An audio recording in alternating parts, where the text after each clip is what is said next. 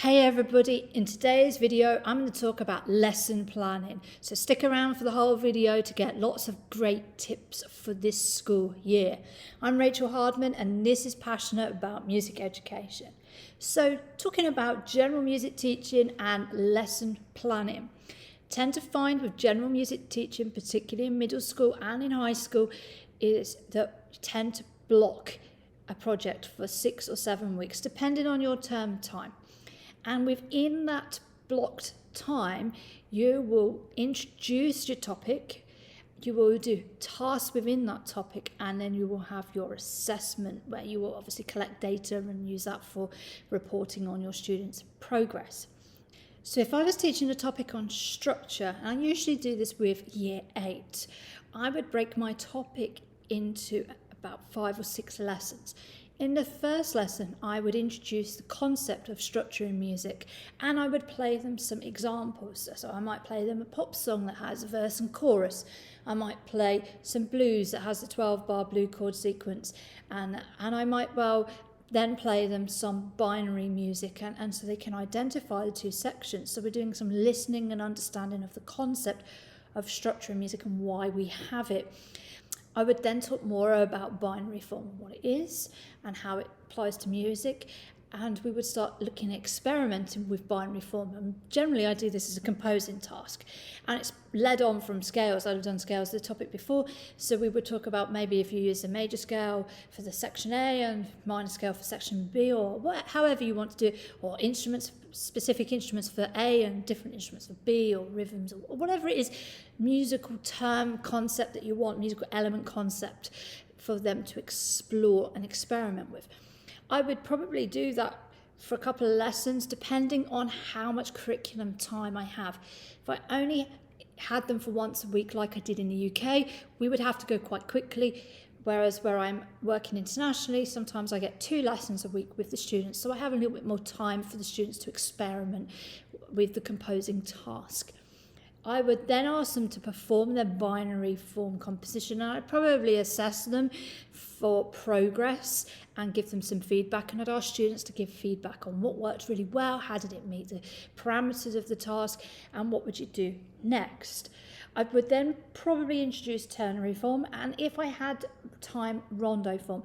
And again, I would try and get an awful lot of practical work, and in each lesson as I come back, I would also make sure that I recap the terminology. Although we talk about it, because we're doing so much practical work, we don't get the students to write all these terms out all the time, so they do forget them quite quickly, particularly if you've only have them for once a week. A really great way of reinforcing terminology is a homework task like a Google Forms quiz. So you can then see how many of those terms the students have picked up and understood, and that you can then go back and reinforce that in your next lesson.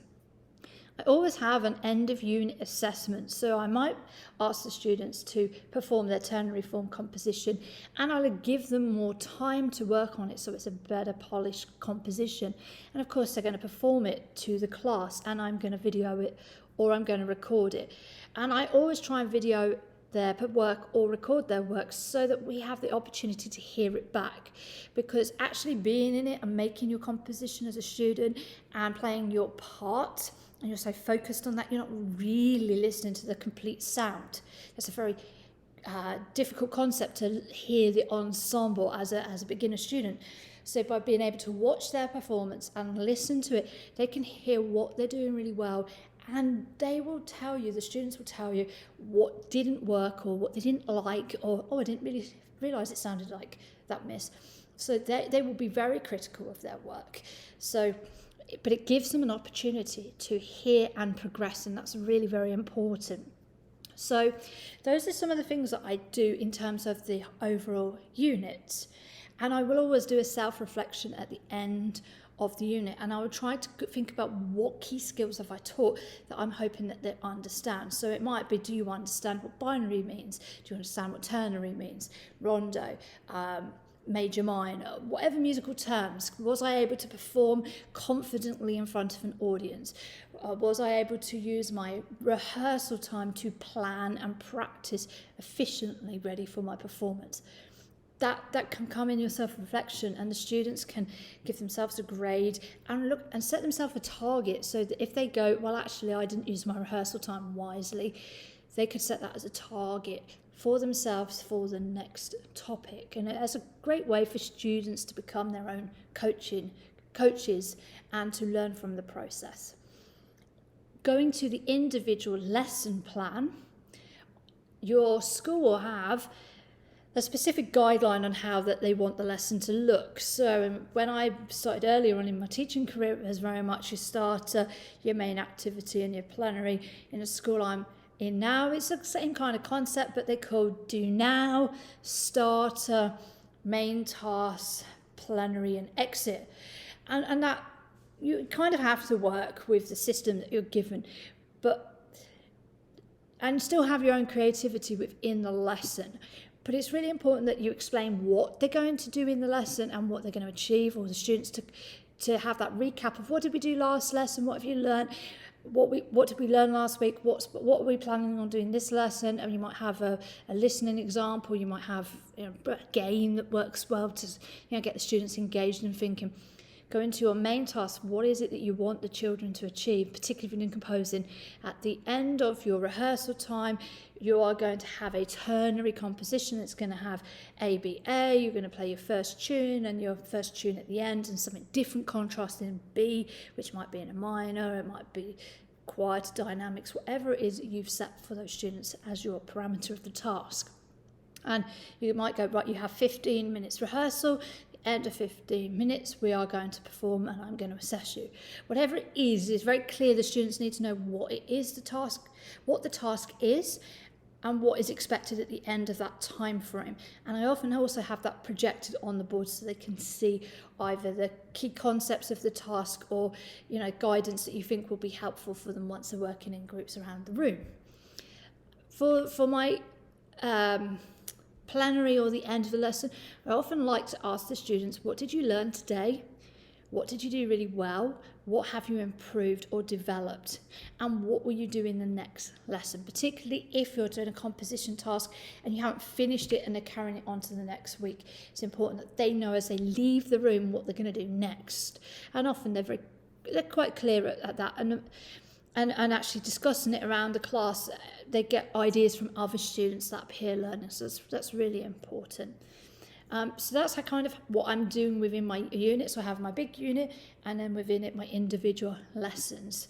And I'm always thinking about what is this topic about, what I'm trying to get them to understand. So for this one was structure in music. Do they understand it? Can they show me? Can they show me through their work that they've understood the concept of structure in music and why we have it? My last bit of advice, as I said, to stay to the end, is make sure that, particularly for new teachers, that if you go to the effort of either handwriting your lesson plans or you put them on a computer, that you keep them stored somewhere safe. So on my computer, I have 2020, 2021 folder.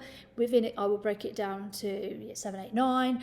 And in the year 8 folder, I will have a folder that says form and structure in music, and within that file I will put PowerPoints, I'll put CD recording tracks, I'll put track links to YouTube, I will put my assessments, I will put self-reflections, anything that I've used within that unit within my classroom, so that when I come back to it the following year, I have all the resources already in one place, so I don't have to kind of go, what was that piece of music that I used as an example? But it also allows me to build a proper scheme of work from it. But particularly if you're new into school, you've arrived and there isn't a scheme of work and you're starting from scratch. Rather than trying to write it all in one go, you have the materials, you build it up, and then you write your scheme of work and you keep developing it each year. But you might also find that some of the resources that you used 2-3 years ago on structure need updating. The PowerPoint needs new images because they're all a bit blurry because they're 2-3 years old. But the resources are all in one place and you can keep going and developing it. It will save you hours and hours of time. So by being organised as you're going along, it will save you hours and hours of time in the future, because those ideas will be good and you can just keep developing or changing or adding new concepts, or just tweaking your work. So those are some really great tips. I hope that's been really helpful and given you some ideas of how lesson planning works in the music curriculum. And if you like this video, obviously subscribe, leave a comment, leave a like. And if there's any other topics that you think would be really helpful for me to talk about or to share good practice, then please, of course, leave that comment below. My name is Rachel Hardman, and this is Passionate About Music Education.